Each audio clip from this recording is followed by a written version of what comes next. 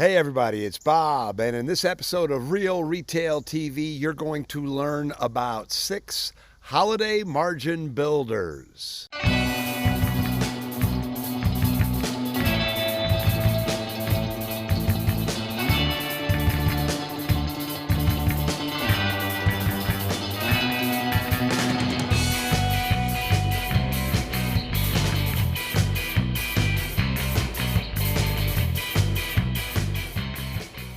You don't need to be told about the importance of the holidays to your overall, yearly sales and profit goals.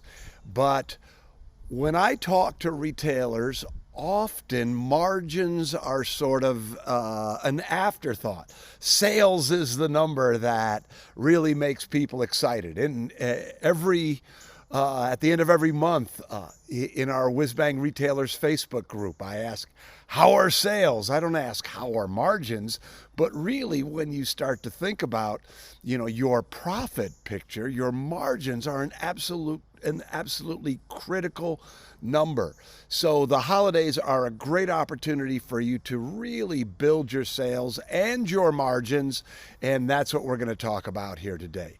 So the first thing I'm going to talk about is this idea of intentionality, that I'm encouraging you to be mindful, to be proactive, to be intentional about really maintaining strong margins throughout the holidays. So what are the 6 ways to do it? Number 1 is pricing properly. This is the lowest of all the low-hanging fruit when it comes to sales and profits, margins. So if you don't know the 3 rules of profitable retail pricing, go to our website, whizbangtraining.com, and on the home page there is a video from the Retail Mastery System that really talks about how you price correctly for maximum impact. So that's the first tip. The second tip is to find high margin items. When you go to the trade show, when we talk about intentionality, it's the idea that you're always looking for high margin items. The inexperienced shopper looks for the things that they think are coolest. And believe me, been there, done that, know this whole situation. But as you become more savvy as a merchant, you want the cool items. You want the items that will really appeal to your ideal customer. But margin becomes an incredibly important part of your buying decision. So you want to find high margin items. One of the reasons that I like to recommend our clients not stay away from, but don't overemphasize well-known brands is because people shop price on well-known brands. When you find the new makers, the new, those people who are just starting out in business, the brands that aren't so well known, they're a lot less susceptible to price shopping. So find merchandise that has great margins. The third margin building tip is to shop, to be incredibly proactive about shopping closeouts. It took me about 10 years to finally really figure this out. But there's this idea that your vendors make mistakes just like you do. That they thought that hot pink was going to be the color this year, and it turns out it's baby blue and they've got a warehouse of hot pink. So they have to, in order to keep their cash flowing, they have to do exactly like you do. They do closeouts. So I'm encouraging you to be incredibly proactive about shopping for closeouts. I was talking to a friend who has a retail store here in West Michigan, and his brother is, his brother's his partner, and his brother is the guy who is always on the vendor website. Always. I mean, that's one of the things he loves to do is to find the bargains. So recognize there's a difference between buying high margin items and buying closeouts, but both of those are great ways to maintain your margins. And so this is an important caveat here. When you buy at closeout, you don't have to pass the discount along. assuming that the item had value in the first place, that it was what it, that it was worth suggested retail price.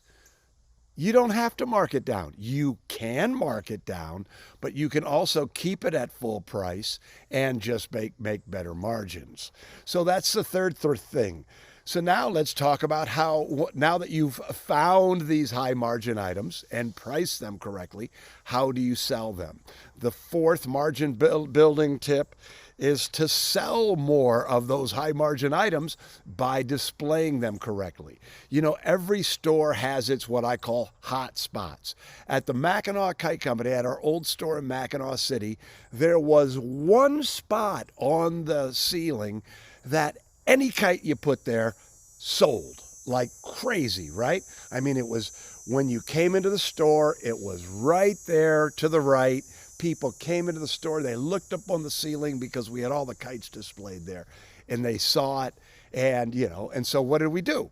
We put an expensive kite there. We put a Whitebird double French military there, and that kite sold like crazy. If we would have had a $30 kite there, the $30 kite would have sold, but we had an $80 kite there, so the $80 kite sold. So what I'm suggesting is understand the traffic patterns and the buying patterns in your store and put those high margin items strategically so that you sell more of them. The second thing, or the fifth thing, the second way to sell these high margin items is to demonstrate impulse items. Impulse items tend to be high margin items. If you have the Retail Mastery System or if you've seen me live, you've probably heard me talk about whistling balloon helicopters. It's a silly toy that Susan contends that I've sold tens of thousands of them. You blew it up, there was a balloon, you put the 3 rotors on the top, and then you let it go and it fly up in the air, right? We bought them for 65 cents, sold them for $1.99 because I would demonstrate them at the counter. Literally, they would fly out the door. So if you have a great impulse item that lends itself to demonstration, I'm suggesting that you make, especially if it's something that you can have at the counter, I'm suggesting that it should be a non-negotiable standard that every single customer is shown this item or some item. So going back to this whole idea of impulse items tend to be high margin items, make it a non-negotiable standard that those impulse items are being demonstrated all the time on your floor during the holidays.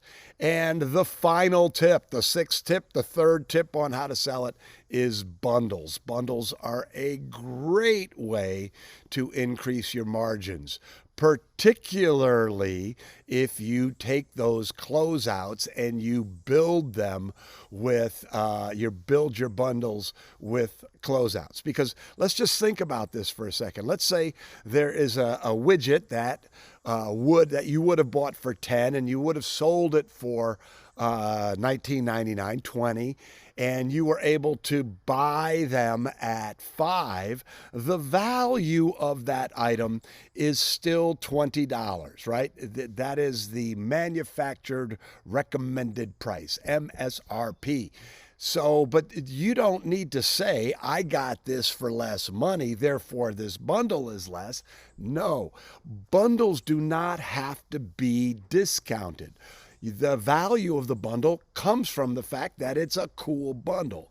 So when you take bundles and you make these high margin items part of your bundles, it's just a wonderful, wonderful way for you to build your margins during the holidays. One final tip about bundles that's so important is when you have bundles built around a theme, Sundays at the spa, or relaxation package for her, or something like that. When you create those bundles, always have good, better, best. Have 3 price points in a particular themed bundle, because what you're going to find by having 3 price points, the average sale from this theme of bundles goes up, because it's called the Goldilocks syndrome, right? The cheapest bundle, people don't tend to buy the cheapest bundle. They don't tend to buy the most expensive bundle. They tend to buy the middle bundle. Why? Because it's like Goldilocks. It's not too hard. It's not too soft. It's just right.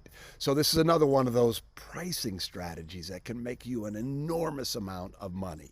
So there it is, 6 ways for you to build your margins this holidays. So these are 6 ways to build your margins. I really, if you found this helpful, if you think that there is some money for you this holiday season, applying what you learned in this episode of Real Retail TV, I'm going to recommend that you register for Holiday University. It's coming up next week. And it's a small investment of time and money compared to what you're going to get, the information you're going to get that will help you build your best holiday season ever.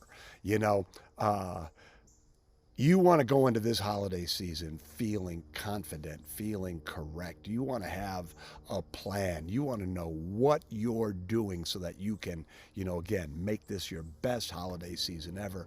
And Holiday U is going to be a great way for you to get on track, make your plan so that when you go into the holiday season, you are ready, baby. You are ready to get it done. So anyway, hope that you found this helpful. If you have any comments, put them down below. I'm Bob Negen. If you're going to be at Holiday U, I will see you there. If you're not, I hope that I'll see you next week. Take care, everybody. Bye-bye.